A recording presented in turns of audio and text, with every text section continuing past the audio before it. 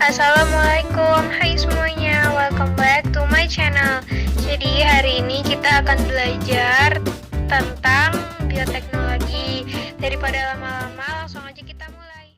Bioteknologi dan penerapannya. Bioteknologi berasal dari kata bio yaitu hidup, teknos yaitu teknologi, dan logos yaitu ilmu. Yang secara harfiah berarti ilmu yang menerapkan prinsip-prinsip biologi. Secara klasik atau konvensional, bioteknologi merupakan teknologi yang memanfaatkan organisme makhluk hidup untuk menghasilkan suatu produk maupun jasa yang bermanfaat bagi manusia. Pada umumnya, makhluk hidup yang dimanfaatkan dalam proses bioteknologi berupa mikrob. Bioteknologi dibedakan menjadi dua, yaitu bioteknologi konvensional dan bioteknologi modern.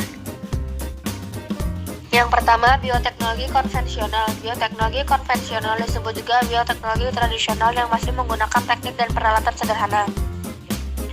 Pada bioteknologi konvensional, prosesnya memanfaatkan mikroorganisme, proses biokimia, dan proses genetik alami. Dalam penerapannya, belum ada teknik rekayasa genetika. Secara umum, ciri-ciri bioteknologi konvensional sebagai berikut. Yang pertama, biaya produksi murah. Yang kedua, teknologi dan peralatan yang digunakan masih sederhana. Yang ketiga, pengaruh jangka panjang sudah diketahui. Yang keempat, perbaikan genetik tidak terarah. Yang kelima, prosesnya belum steril sehingga kualitas hasilnya belum terjamin. Yang keenam, belum ada pengkajian prinsip-prinsip ilmiah. Yang ketujuh, hanya diproduksi dalam skala kecil. Yang kedelapan, hasil tidak dapat diperkirakan sebelumnya. Dalam kehidupan sehari-hari, aplikasi bioteknologi konvensional dapat diterapkan dalam berbagai bidang. Misalnya bidang pangan, bidang kesehatan, bidang lingkungan, dan bidang pertanian. Bioteknologi konvensional dalam bidang pangan. Penerapan bioteknologi tersebut memanfaatkan mikroorganisme yang melibatkan proses fermentasi. Aplikasi bioteknologi konvensional di bidang pangan melalui proses fermentasi sebagai berikut. Produk pertama adalah tempe. Bahan mentahnya berupa kedelai. Mikroorganisme yang berperan yaitu Rhizopus oryzae dan Rhizopus solanifer. Produk keduanya adalah kecap. Bahan mentah berupa kedelai. Mikroorganisme yang berperan yaitu Aspergillus wentil dan Aspergillus soyae. Produk ketiga adalah tauco. Bahan mentahnya berupa kedelai. Mikroorganisme yang berperan yaitu Aspergillus oryzae. Produk keempat adalah oncom merah. Bahan mentahnya berupa ampas tahu. Mikroorganisme yang berperan yaitu Neurospora crassa. Produk kelima adalah roti. Bahan mentahnya berupa tepung terigu. Mikroorganisme yang berperan yaitu Saccharomyces cerevisiae. Produk keenam adalah tapai. Bahan mentahnya berupa ketan atau singkong. Mikroorganisme yang berperan yaitu Saccharomyces cerevisiae. Produk ketujuh adalah yogurt. Bahan mentahnya berupa susu. Mikroorganisme yang berperan yaitu Lactobacillus bulgarisus dan Streptococcus thermophilus. Produk ke-8 adalah keju. Bahan mentah berupa susu. Mikroorganisme yang berperan adalah Lactobacillus bulgarisus, Lactobacillus casei, Propionibacterium shermani, dan Penicillium camemberti.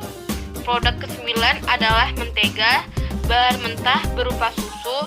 Mikroorganisme yang berperan yaitu Streptococcus lactis. Produk ke-10 adalah sayuran fermentasi atau acar. Bahan mentega berupa sayuran. Mikroorganisme yang berperan yaitu Streptococcus sp, Lactobacillus sp, dan Pediococcus sp. Produk ke-11 adalah nata de coco. Bahan mentahnya berupa air kelapa. Mikroorganisme yang berperan yaitu Acetobacter psilinum. Produk ke-12 adalah minuman beralkohol. Bahan mentahnya berupa pati atau amilum. Mikroorganisme yang berperan yaitu Saccharomyces cerevisiae dan Aspergillus sp. Bioteknologi konvensional dalam bidang kesehatan. Penerapan bioteknologi dalam bidang kesehatan yaitu pembuatan antibiotik. Antibiotik merupakan zat kimia yang dihasilkan oleh mikroorganisme, terutama bakteri dan jamur, yang dapat menghambat pertumbuhan atau membunuh bakteri dan mikroorganisme lain. Bioteknologi konvensional dalam bidang lingkungan. Mikroorganisme yang dapat digunakan untuk mengatasi pencemaran lingkungan. kandungan, diantaranya sebagai berikut. Yang pertama, Bacillus subtilis dapat memisahkan logam berat yang ada dalam limbah industri. Yang kedua, Thiobacillus peroxidans untuk menangani limbah di pertambangan batubara dengan teknik disulfurisasi batubara. Yang ketiga, Pseudomonas butida dapat menguraikan minyak bumi pada kasus pencemaran air laut oleh pengeboran minyak lepas pantai maupun tumpahan minyak di laut.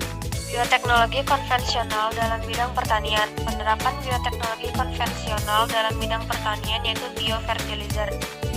Biofertilizer adalah mikrob yang dapat digunakan sebagai pupuk hayati. Yang kedua, bioteknologi modern. Bioteknologi modern merupakan bioteknologi yang sudah menggunakan teknik dan peralatan yang canggih. Dalam bioteknologi modern, dilakukan manipulasi pada susunan gen dalam kromosom makhluk hidup yang digunakan. Oleh karena itu, bioteknologi modern sangat erat dengan rekayasa genetika. Rekayasa genetika bertujuan menghasilkan organisme transgenik, yakni organisme yang susunan gen dalam kromosomnya telah diubah sehingga mempunyai sifat menguntungkan sesuai dengan yang dikehendaki.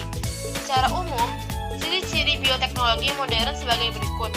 Yang pertama, biaya produksi relatif lebih mahal. Yang kedua, memerlukan teknologi dan peralatan yang canggih. Yang ketiga, pengaruh jangka panjang belum diketahui. Yang keempat, menghasilkan organisme yang sifat barunya tidak ada pada sifat alaminya. Yang kelima, perbaikan sifat genetik dapat dilakukan secara terarah. Yang keenam, hasil dapat diperhitungkan.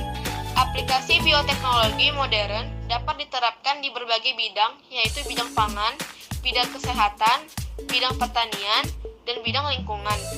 Contoh aplikasi bioteknologi modern di berbagai bidang tersebut sebagai berikut.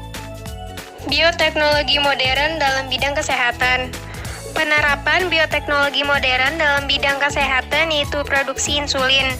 Mula-mula gen manusia penghasil insulin diisolasi dari kromosom. Selanjutnya, plasmid dari bakteri dikeluarkan dari tubuh bakteri. Setelah itu, gen penghasil insulin disisipkan pada plasmid bakteri.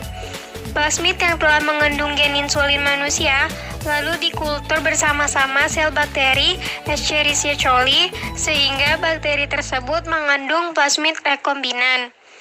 Gen penghasil insulin manusia tersebut dapat mengarah sel E. coli untuk menghasilkan insulin. Insulin yang diperoleh dapat digunakan untuk membantu mengatasi penyakit diabetes mellitus. Bioteknologi modern dalam bidang pertanian. Penerapan bioteknologi modern dalam bidang pertanian yaitu pembuatan tanaman anti serangga. Tanaman anti serangga diperoleh melalui proses transplantasi gen. Caranya dengan mengisolasi plasmid TI dari bakteri Agrobacterium tumefaciens. Selanjutnya, plasmid disisipi dengan gen delta endotoxin Bacillus thuringiensis. Plasmid tersebut kemudian dimasukkan kembali ke bakteri A, tumefaciens.